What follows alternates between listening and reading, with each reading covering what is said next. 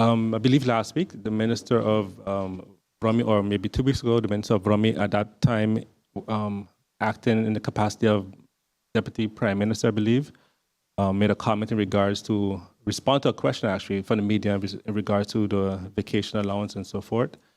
Since then, he also mentioned that we would meet with the different school boards and so forth. So I would like to make a few comments on that. Since then, in the last 2 weeks, the minister and myself, we've met with, I believe, the majority of the school boards, with the exception of Asha Stevens and with the NIPA.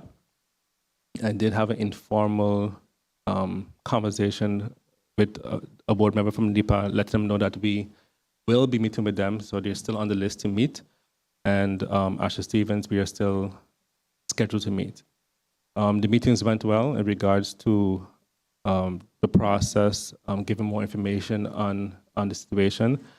I would say that communication may have played a role in the school board's understanding properly on their role and being able to pay out the vacation pay and how to pay it out and so forth. And like I mentioned yesterday, we had our last one yesterday with the Max School Board, for instance.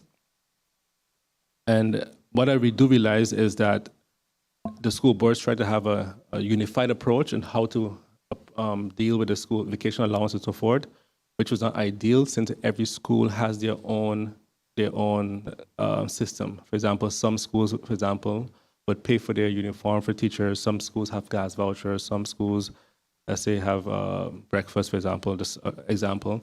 Also, when you look at the cuts, is also for the auxiliary staff, right? So the cleaners, the maintenance guys, the kitchen. So every school is different when it comes to their staff, teachers, and the benefits.